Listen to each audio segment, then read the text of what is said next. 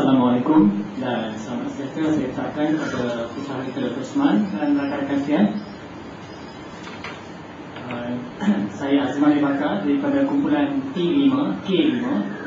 Rakan saya Muhammad Syafiq Arif, Ramzan dan Muhammad Nur Ashar. Kami akan membentangkan projek ternakan lembu separa integrasi.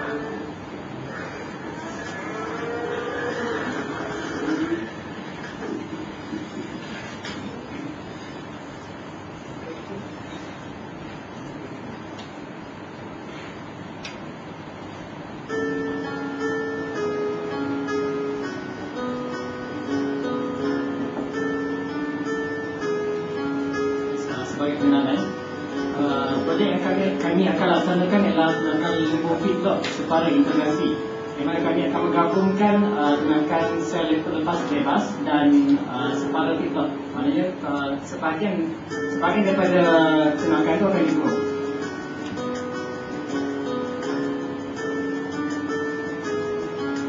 Ini adalah organisasi syarikat. Saya sendiri sebagai pengurus, Satu Ali sebagai eksekutif pemasaran, Muhammad Nur Ashar sebagai eksekutif sumber, dan Zamri Ramzan sebagai eksekutif organisasi. Jadi pekerja ladang dan pembantu takbir.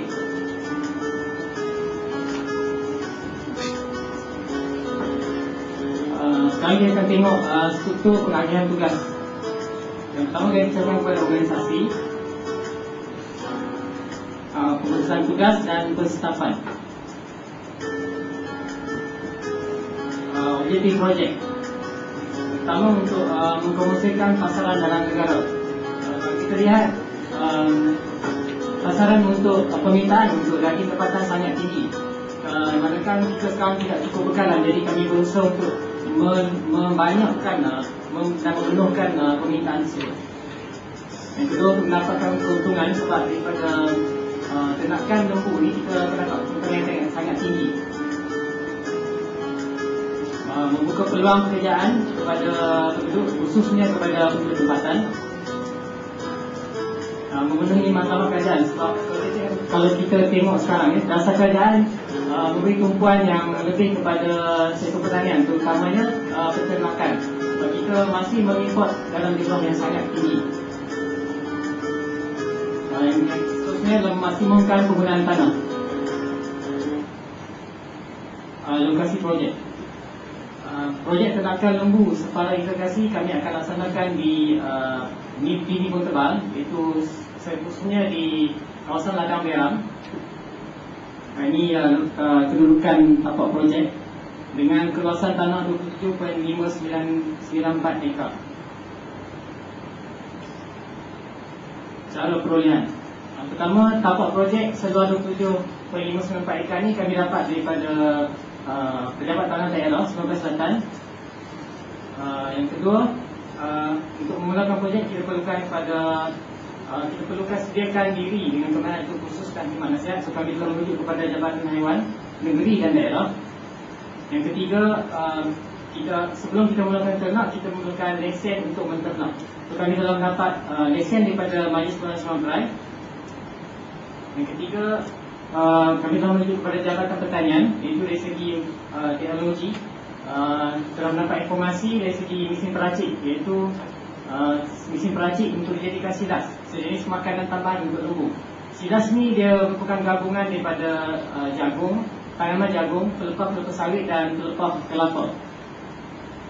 Seterusnya, farmer, kami telah menuju ke farmer untuk mendapatkan kaedah dan cara pemasaran dan juga untuk mendapatkan kursus yang berkaitan dengan ternakan. Yang ketiga, telah menuju kepada JPS dan mengikut syarat yang dikendaki, iaitu menyediakan buffer zone ataupun buffer zone ini merupakan tanah simpanan yang diperlukan JPS untuk memantau ataupun menyedia parit yang berkaitan dengan tapak projek. Dan menuju kepada PPA untuk mendapatkan bekalan air bersih. Walaupun berdekatan dengan tapak projek ada simpanan parit, tapi kami rasakan lebih perlu dapatkan air bersih untuk mendapatkan kualiti ternakan yang lebih berkualiti. Yang seterusnya adalah TNB, pastinya untuk bekal elektrik, kalau tidak lembu akan berkelak nanti.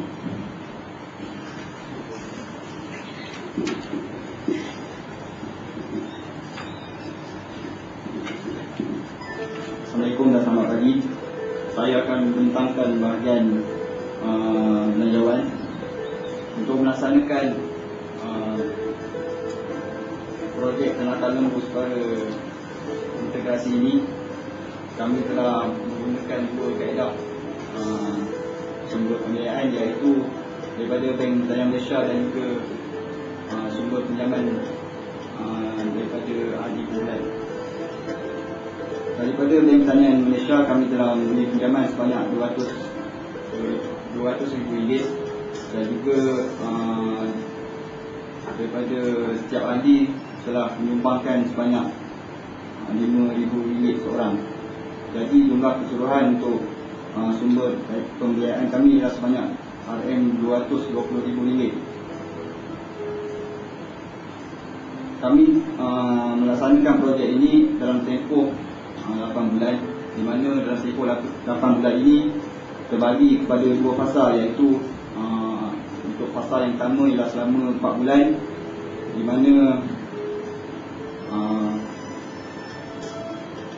mana fasa ini ialah sebelum operasi, yakni sebelum ternakan lembu dimasukkan.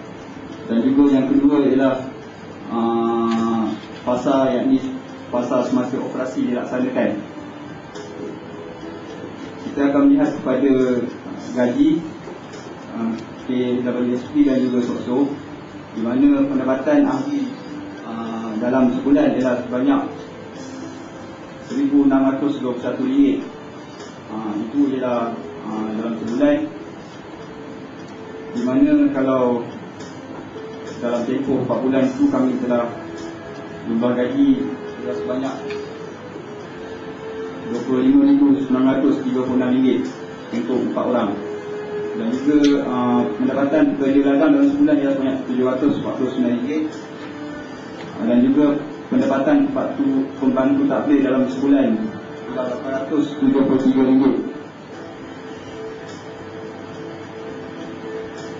Sebelum operasi, jumlah perbelanjaan sebelum operasi dilaksanakan ialah merangkumi kos tetap, jadi ialah masa pembinaan asas seperti kandang dan juga yang lain-lain seperti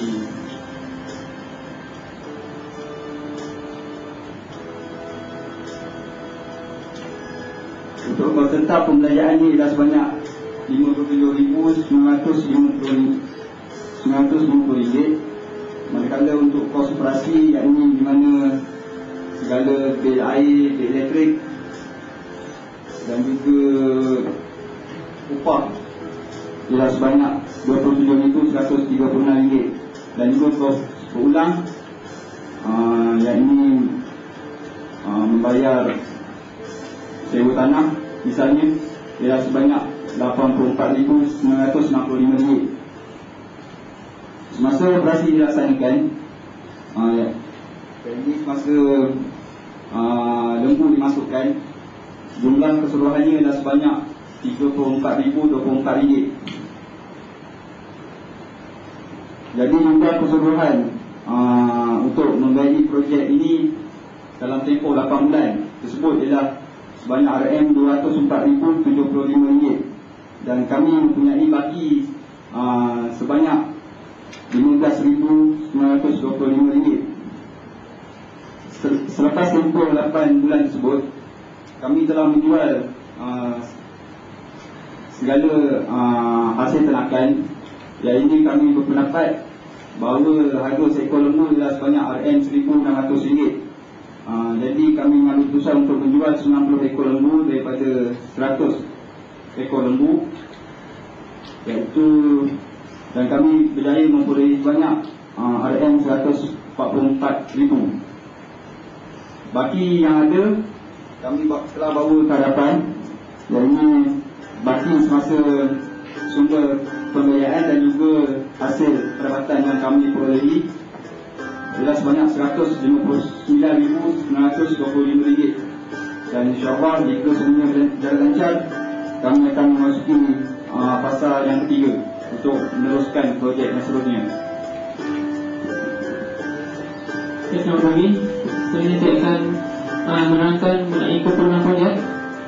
Keperluan pertama yang dibutuhkan bagi kumpulan kami adalah bata. Bata yang kami pilih adalah terdiri pada bata tacukan pedaging KK dan juga tacukan bata petar letak. Kedua bata ini adalah berkurang sama dan juga mempunyai masa yang singkat, iaitu lebih 4 bulan sebelum dapat dijual. Seterusnya,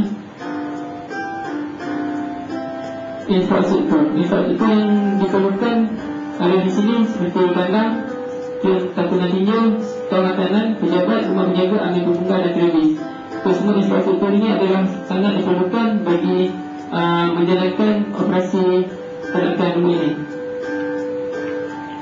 Sistem pemakanan, terdapat 3 sistem pemakanan yang dikenal pasti bagi peternak lembu, iaitu pertama rumput. Rumput merupakan makanan utama. Adalah makanan uji bagi lembu tersebut. Antara rumput yang diberi makan adalah seperti rumput napier, rumput petai jalan dan sebagainya. Hasil pada pertanian adalah seperti pelepas sawit, ampas jagung dan juga ampas tebu juga diberi makan kepada ternakan.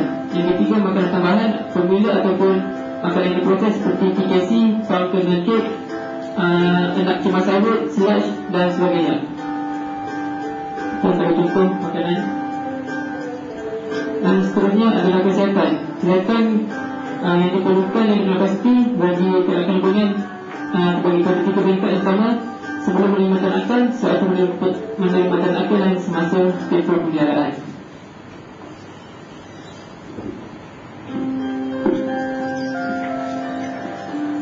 Bagi peringkat pemasaran, kami memerlukan beberapa bahagian, iaitu pertama bahagian dengan proses pemasaran, yang kedua panduan pemasaran, pendidikan pemasaran, promosi, pengedaran. Untuk bahagian proses pemasaran, untuk bahagian kumpulan ini adalah kami tumbuh kepada kumpulan fisiologi, iaitu kumpulan makanan. Jadi setiap masyarakat memerlukan daging untuk makanan. Kedua, kehendak ini pula ikut kepada faktor sosial, di mana kehendak ini menyebabkan kepada perayaan seperti Hari Adha, di mana daging amat diperlukan untuk proses kurban. Yang ketiga, ikut kepada permintaan. Ada kalanya ragam manusia untuk mengubah selera makan berubah daripada ayam ke daging. Jadi kami akan memberi permintaan. Untuk produk, kami mengeluarkan lembu daging yang segar, iaitu seekor lembu, dan juga yang kedua adalah melalui daging. Pertukaran yang kami lakukan adalah melalui daging atau lembu dengan wang. Kami tidak menukarkan dengan barang semata, menggunakan auspis ataupun mana-mana daging yang lain. Untuk pada pemasaran, kami menggunakan 4 konsep, iaitu produk, pricing, iaitu harga, pemasaran dan juga yang pengedaran. Untuk produk ialah 2, iaitu lembu dan juga daging. Harga bagi lembu adalah banyak RM1,600 yang mana kami nilai kepada Pama. Lepas ini kami tumpu kepada sekitar Berlinang.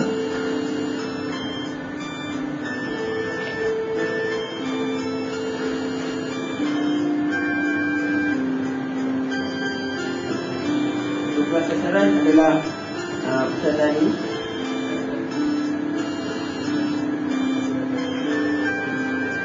Itu juga kepada jenis makanan. Sebagai promosi, kami adalah untuk menyampaikan maklumat, meningkatkan jualan, dalam promosi dan meningkatkan jualan pribadi atau terus, dan juga promosi jualan. Untuk bahagian pengedaran, objektifnya adalah untuk memudahkan pengedaran kepada pengguna. Dengan adalah untuk meneraskan pengedaran dan juga sasaran pengedaran adalah melalui pengedaran prinsip dan juga pengedaran langsung. Mungkin keadaan yang ketiga, seperti di Jemaah kami mempunyai 13 nombor peristiwa, dan jalan titiknya seperti berikut: 1, 2, 2, 3, 3, 4, 4, 5, 5, 6, 6, 7, 7, 8, 8, 9, 10, 11, 12, 13, 15. Dan seterusnya, prospek masa depan, kami akan mempermudah masyarakat merasakan skop pasaran, memperbagikan produk, mengekspor ternakan dan juga indikasi ya di Romeo itu. Iaitu jika anda boleh masalah mendapatkan bekal daging, anda boleh menghubungi kami untuk mendapatkan bekal daging dengan harga yang berpatutan. Sekian, terima kasih.